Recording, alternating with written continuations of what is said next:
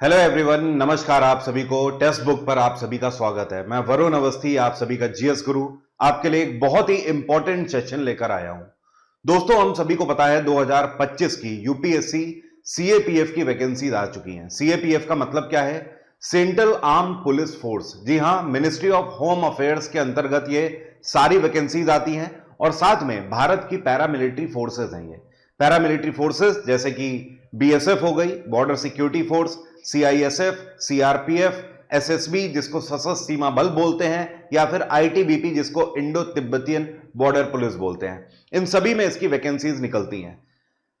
Question हमारे दिमाग में सबसे पहले यह आता है कि सिलेबस क्या है, क्या हम इसे निकाल पाएंगे या नहीं निकाल पाएंगे, कितना टाइम बचा हुआ है। यह सब कुछ इस सेशन में आपको बताने वाला हूं। यह पेपर भी 2025 में आप निकाल सकते हो अगर आप तरीके से चलो तो। अब सबसे बड़ी बात तो अपने जहन में हम ये बैठा लेते हैं कि ये एग्जाम यूपीएससी कंडक्ट करा रहा है। ये कोई वो पैरा मिलिट्री फोर्सेस के एग्जाम नहीं है जो कि एसएससी कंडक्ट कराता है। अब यूपीएससी अगर कंडक्ट करा रहा है, दैट मींस कि डिस्क्रिप्टिव एग्जाम भी होगा। यहां पर प्री और मेंस दोनों का ही कंपाइलेशन होगा।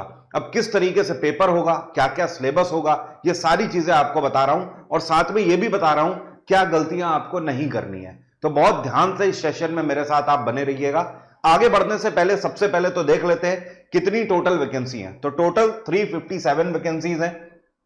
इसको आप कम ना समझो, आप ऐसे समझ लो कि हर साल जो यूपीएससी की मेन एग्जाम की वैकेंसी निकलती है, जिससे आईएएस, आईपीएस, आईएफएस निकलते हैं, उसमें भी 800 या 900 वैकेंसीज मैक्सिमम रहती हैं। तो आप ये समझ लो यहां पर आर्म्ड फोर्सेस की, पैरामिलिट्री फोर्सेस की असिस्टेंट कमांडेंट की अगर पोस्ट निकली हुई है तो ये भी गेस्टेड पोस्ट है और उस हिसाब से 350 पोस्ट उसकी आधी है, मतलब सही है। इसमें बीएसएफ की 24 है, सीआरपीएफ में सबसे ज्यादा पोस्ट है 204, सीआईएसएफ में 92 पोस्ट है। सीआरपीएफ जो होती है वो आपकी बॉर्डर के आसपास जितने भी रिजर्व एरियाज होते हैं, जैसे कि जम्मू कश्मीर वैली रीजन हो गया, या फिर आसाम वैली रीजन हो गया, अरुणाचल प्रदेश वैली रीजन हो गया, वहां पर सीआईएसएफ, वहां पर सीआरपीएफ डिप्लॉय करी जाती है।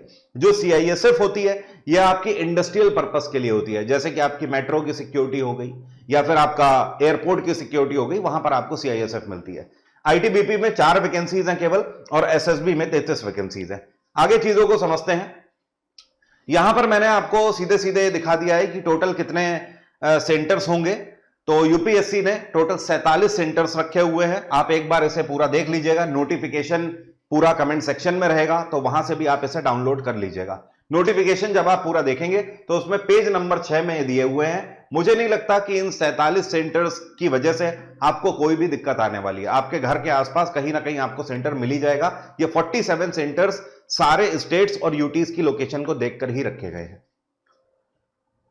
आगे कुछ और इंपॉर्टेंट चीज, सिलेबस पे आने से पहले, पैटर्न पर आने से पहले ये समझ लेते हैं हम एलिजिबल हैं भी या नहीं है। वैकेंसी आपको पता लग गई है, नंबर ऑफ वैकेंसी कितनी है, लेकिन आप तभी एलिजिबल हैं जब आपकी एज 20 से 25 साल के बीच में हो। अब इसमें सबसे ज्यादा कंफ्यूजन ये रहता है भाई कि इस डेट से पहले या उस डेट से पहले। तो मैं आपको ये भी क्लियर कर देता हूं, नोटिफिकेशन में क्लियरली दिया है, आपको ध्यान रखना है 2 अगस्त 2000 से पहले अगर आपकी डेट ऑफ बर्थ है तो आप एलिजिबल नहीं है। मतलब आपकी डेट ऑफ बर्थ 2 अगस्त 2000 है या इसके बाद है तो आप एलिजिबल है, और 1 अगस्त 2005 से पहले होनी चाहिए। अल्टीमेटली आप ये बोल सकते हो 2 अगस्त 2000 के बाद और 1 अगस्त 2005 से पहले, इसके बीच में अगर आपका बर्थडे आता है तो आप एलिजिबल हैं, सीधी सी बात है, अदरवाइज आप एलिजिबल नहीं है।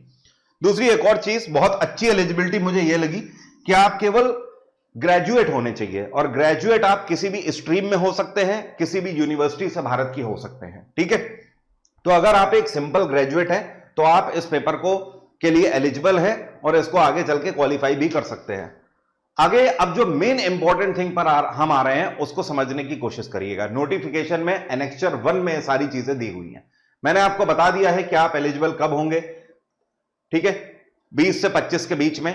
अब यहां पर देखिए जो रिटन एग्जाम की डेट है आपकी, ये बहुत इंपॉर्टेंट है। आपको सीधे सीधे यहां पर रिटन एग्जाम की डेट मिल चुकी है। मतलब आपका जो एग्जाम होगा ये 3 अगस्त 2025 को एग्जाम होगा। आज अभी मार्च चल रहा है, मार्च का पहला सप्ताह निकल चुका है, इसलिए हम मार्च को चलो हटा ही देते हैं। हमारे पास टाइम कितना बचा? अप्रैल, मई, जून, जुलाई, 4 महीने बचे हुए हैं। मतलब ओवरऑल 120 दिन बचे हुए हैं। अब इन 120 दिन में पेपर हमें निकालना है, यह आप सबसे पहले अपने दिमाग में बैठा लीजिए। दूसरी चीज, अब ये जो आपका 3 अगस्त को पेपर होगा, ये भी 2 शिफ्टों में पेपर होगा। पेपर 1 जो होगा वो पहली शिफ्ट में, सेकंड शिफ्ट में पेपर 2 होगा। जो आपका पेपर 1 होगा ये सुबह 10 बजे से लेकर 12 बजे तक होगा, मतलब 2 घंटे का पेपर होगा। उसके बाद जो आपका पेपर सेकंड होगा वो 3 घंटे का होगा। ठीक है, ये पेपर सेकंड है, ये दोपहर में 2 बजे से लेकर शाम को 5 बजे तक चलेगा। अब एक और इंपॉर्टेंट चीज, पेपर 1 भले ही 2 घंटे का है, लेकिन इसमें जो मार्क्स होंगे 250 मैक्सिमम मार्क्स का ये पेपर है।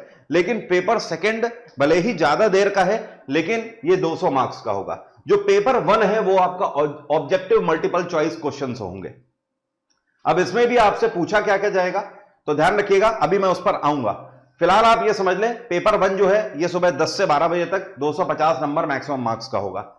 एक और चीज यहां पर क्लियर दी हुई है, पेपर आपको सिर्फ 2 ही भाषाओं में मिलेगा, हिंदी और इंग्लिश में। आप किसी भी राज्य से बिलोंग करते हो, अगर आप पंजाब से बिलोंग कर रहे हो, आप सोच रहे हो आपको पंजाबी भाषा में मिलेगा, या आप आसाम से बिलोंग कर रहे हैं, आपको लग रहा है आसामी भाषा में मिलेगा, तो ऐसा नहीं होने वाला है। यहां पर क्लियरली बता दिया यूपीएससी ने, पेपर इंग्लिश या फिर हिंदी, इन्हीं 2 लैंग्वेज में रहेगा। एक और बात ध्यान रखिएगा, पेपर ये आपका ऑफलाइन होगा, सेम जैसे आपका हर साल यूपीएससी का पेपर होता है उसी तरीके से ये भी ओएमआर शीट पर ही पेपर होगा, ऑनलाइन नहीं होगा, सीबीटी नहीं होगा, ये बात ध्यान रखिए। इसके बाद जो पेपर सेकंड होगा ये आपका डिस्क्रिप्टिव है, general studies, essay and comprehensive, maximum 200 marks का ये होगा। अब इसमें क्या क्या आ जाएगा, ये भी, इसके लिए भी हिंदी और इंग्लिश ही है केवल आपकी एलिजिबल लैंग्वेज। मतलब जो आपको डिस्क्रिप्टिव लिखना है वो भी या तो आप हिंदी भाषा में लिखें या इंग्लिश भाषा में लिखें। आप सोच रहे हैं तमिल में लिख देंगे या तेलुगु में लिख देंगे या आसामी में लिख देंगे, मणिपुरी में लिख देंगे, ऐसा नहीं होने वाला है। इसमें क्लियरली इन्होंने बोल दिया है कि अगर आप इसके अलावा किसी दूसरी भाषा में अगर आप लिखते हैं तो उसके लिए आपको कोई भी मार्क्स नहीं दिए जाएंगे। यहां पर आप क्लियरली पढ़ लीजिए, candidates should ensure that paper second they right the answers only in medium allowed by commission. सिर्फ उसी मीडियम में लिखेंगे जिसको कमीशन ने अलाउ किया है। और कमीशन ने किसको अलाउ किया है, सिर्फ हिंदी और इंग्लिश को किया है। यहां पर देखिए लिखा है, no credit will be given for answers written in medium other than the one allowed in paper. तो यह बात तो बिल्कुल साफ है, आपको हिंदी और इंग्लिश में रहना है। ऑब्जेक्टिव में आपके पास दोनों यही ऑप्शन होंगे और सब्जेक्टिव में जो आपको लिखना है वो इन्हीं 2 भाषाओं में लिखना हुआ है। क्लियर। अब एक और इंपॉर्टेंट चीज, पेपर 1 जो क्वालिफाई करेगा, पेपर सेकंड उसी का चेक होगा। यह भी आपको ध्यान रखना है। आप ये मत समझे कि पेपर 1 और सेकंड एक दिन में हो रहे हैं तो दोनों के मार्क्स आपके जुड़ेंगे और फिर फाइनल मेरिट बनेगी, ऐसा नहीं है। पेपर 1 के मिनिमम क्वालिफाइंग मार्क्स हैं, अगर आप वो मिनिमम क्वालिफाइंग मार्क्स लाते हैं पेपर 1 में तो उसी के बाद आपका चेक होगा क्या, पेपर सेकंड। अगर जो लोग पेपर 1 खराब करके आ गए, पेपर सेकंड आप भले ही कितना अच्छा लिख के आए, अगर आप पेपर 1 में क्वालिफाई नहीं हुए हैं तो पेपर सेकंड आपका चेक नहीं होने वाला है। यह बात अपने दिमाग में आप बिठा लें, ठीक है। अब अगर दोनों पेपर आपके चेक हो रहे हैं, फर्स्ट और सेकंड, तो जो मेरिट बनेगी वो उसमें दोनों के मार्क्स जुड़ेंगे, ठीक है। बट हां, सेकंड तक पहुंचने के लिए आपको फर्स्ट क्वालिफाई करना होगा, भले ही वो एक दिन में हो रहा है। जब आपके दोनों पेपर क्वालिफाई हो जाएंगे उसके बाद आपका पीटी आ जाएगा, फिजिकल एलिजिबिलिटी टेस्ट। अब फिजिकल एलिजिबिलिटी में भी समझा देता हूं आपको चीजें, ये मत सोचिएगा कि अभी सिलेबस नहीं डिस्कस किया, और भी काफी चीजें हैं, ठीक है, सब कुछ बताऊंगा एक एक करके। फिजिकल एलिजिबिलिटी के लिए समझे, जो मेल है इनके लिए 165 सेंटीमीटर हाइट दे रखी है। 165 सेंटीमीटर का मतलब जल्दी समझ नहीं आता, फीट में आपको समझ आता है, मैं जानता हूं। फीट में ये होता है 5.4 फीट। अगर आपकी हाइट 5'4" है तो आप इसके लिए एलिजिबल है। मुझे लगता है लड़कों में आसानी से 5'4" हाइट होती है, मैक्सिमम लोग इसके लिए एलिजिबल होंगे। फीमेल्स में 157 सेंटीमीटर मांगी है, मतलब ये होता है 5'1" फीट। तो 5'1" अगर लड़कियों में है तो आप एलिजिबल हैं इसके लिए। इसके बाद चेस्ट जो है ये नॉर्मल चेस्ट एक्सपेंशन ही रखा गया है लड़कों के लिए, 81 से 86, और महिलाओं में नॉट एलिजिबल है। 100 मीटर की इसमें रेस होनी है जो कि स्प्रिंट तरीके की है। 16 सेकंड मेल कैंडिडेट को मिलेंगे और महिलाओं को 18 सेकंड मिलेंगे। 800 मीटर की इसके बाद लंबी रेस होनी है जिसके लिए 3 मिनट 45 सेकंड पुरुषों को मिलेंगे और महिलाओं को 4 मिनट 45 सेकंड मिलेंगे। लॉन्ग जंप के लिए आपको 3 चांस दिए जाएंगे जिसमें 3.5 मीटर का होगा पुरुषों का और महिलाओं का 3 मीटर का होगा। इसके बाद शॉर्ट पुट। शॉर्ट पुट का मतलब जानते हैं, गोला फेंक, ठीक है। इसमें जो गोला होगा वो करीब 7.2 किलो का होगा। पुरुषों को 4.5 मीटर फेंकना होगा मिनिमम, और महिलाओं के लिए इस पे भी एलिजिबिलिटी नहीं है। फिजिकल एलिजिबिलिटी में ये तो शॉर्ट शॉर्ट क्लियर हो गया कि हाँ भाई कितनी हाइट होनी चाहिए, लॉन्ग जंप क्या होगी, रेस कितनी होगी। अब आईसाइट का सबसे बड़ा प्रॉब्लम रहता है, तो यहां पर आप देख लो, पहले वेट का देख लो। पुरुषों का वेट मिनिमम 50 किलो होना चाहिए, ठीक है। महिलाओं का मिनिमम 46 किलो होना चाहिए, ठीक है। मुझे नहीं लगता कि किसी को समस्या होगी। हमारे देश में ओवरवेट वालों की समस्या ज्यादा है, अंडरवेट वालों की समस्या नहीं है। जो आईसाइट का हमारे दिमाग में मेन रहता है, तो आप यहां पे देख लीजिए, आपका जो बेटर आईसाइट विजन यहां पर मांगा गया है, ये 6-6 से लेकर 6-9 तक मांगा गया है, और ये आपका वर्स्ट मांगा गया है 6-12 6-9 तक। इसके अगर ऊपर वर्स्ट कंडीशन होती है, इसके ऊपर अगर बढ़ता है तो फिर आप एलिजिबल नहीं होंगे। मतलब मुझे भी लगता है इसमें अच्छा खासा मार्जिन है, इसके बीच में मैक्सिमम लोग आ जाते हैं। तो ये तो बात हो गई पीईटी की। अब कुछ एक्स्ट्रा पॉइंट्स भी आपको ध्यान रखने हैं आगे बढ़ने से पहले, जो कि मैंने इस नोटिफिकेशन से निकाले हैं। मुझे लगता है हर एक एस्पिरेंट को यह पता होना चाहिए। पहली चीज तो ये आप सभी के दिमाग में आ रही होगी कि सर नेगेटिव मार्किंग है या नहीं है। तो ध्यान रखिए, नेगेटिव मार्किंग है, यस। कितनी है नेगेटिव मार्किंग? 0.33, ठीक है, या फिर आप जिसको 1/3 बोल सकते हो। आमतौर पर जैसे एसएससी का पेपर होता है उसमें 1/4 होती है, लेकिन क्योंकि ये गेस्टेड ऑफिसर पोस्ट के लिए है, यहां पर आपकी 1/3 नेगेटिव मार्किंग होगी।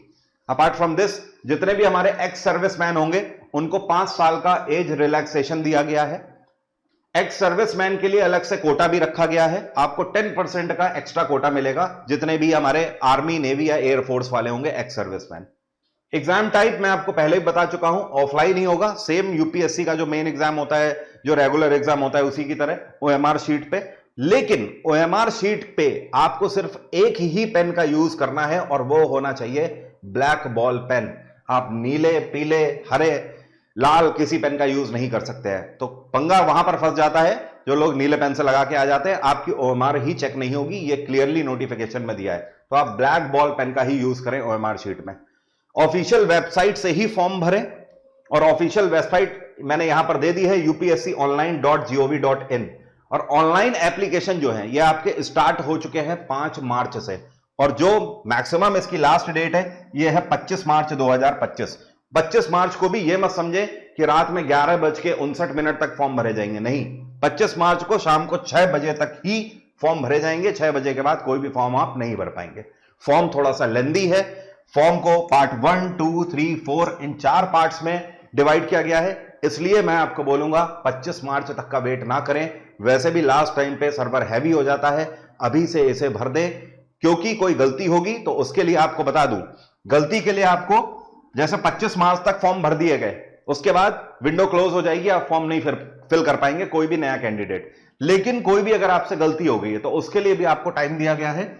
उसके बाद 26 मार्च से लेकर 1 अप्रैल तक का आपको टाइम दिया गया है इसके लिए, ठीक है।